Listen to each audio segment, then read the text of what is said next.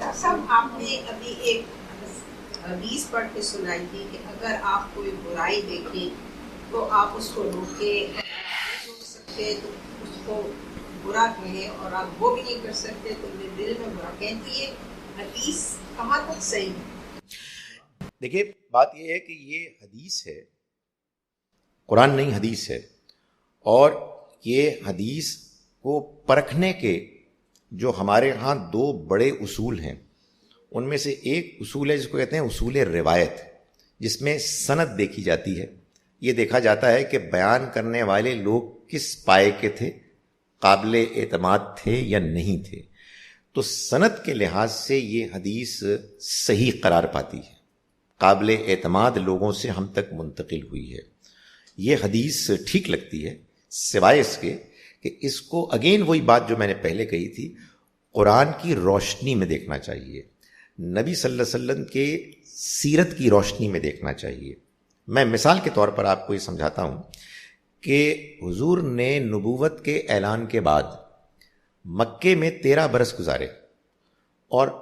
ہر روز آپ خانہ کعبہ میں نماز پڑھتے تھے، جہاں کے 360 بت تھے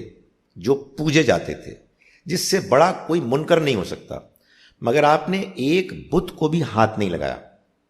لیکن جب آپ مدینہ منورہ سے فاتح کی حیثیت سے مکے کو فتح کر کے داخل ہوئے تو سب سے پہلے آپ نے بتوں کو، اللہ کے گھر کو بتوں سے پاک کیا۔ اس سے یہ معلوم ہوا کہ اصل میں حدیث میں جو بات بیان ہوئی ہے وہ قرآن اور سنت کی روشنی میں یہ کہہ رہی ہے کہ اگر تم کسی منکر کو دیکھو، کسی برائی کو دیکھو، اور تمہیں اختیار ہو اور مصلحت کا بھی یہ تقاضا ہو کہ تم زور بازو سے اس کو ٹھیک کرو، تو تمہیں کرنا چاہیے۔ آپ کسی ہاسپٹل کے، اسکول کے، کسی ادارے کے ایڈمنسٹریٹر ہیں،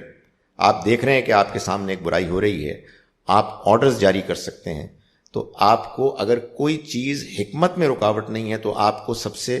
اہم، سب سے بہتر طریقہ یہ کہ اس کو آپ ہاتھ سے روکیں۔ اگر یہ ممکن نہیں ہے تو پھر زبان سے آپ روکیں، لیکن اس میں بھی قرآن کا حکم ہے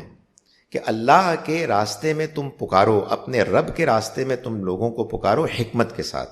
یعنی یہ ضروری نہیں ہے کہ ہر برائی کے بارے میں آپ اپنی زبان چلانا شروع کر دیں۔ یعنی ممکن ہے کہ ایک بیچارہ اب نیا آیا ہے، اس کو بات ہی سمجھ میں نہیں آئی ہے، ابھی اس کو دعوت دینی ہے، اس کو نرمی سے بات کرنی ہے، تو لوگ انفارچونیٹلی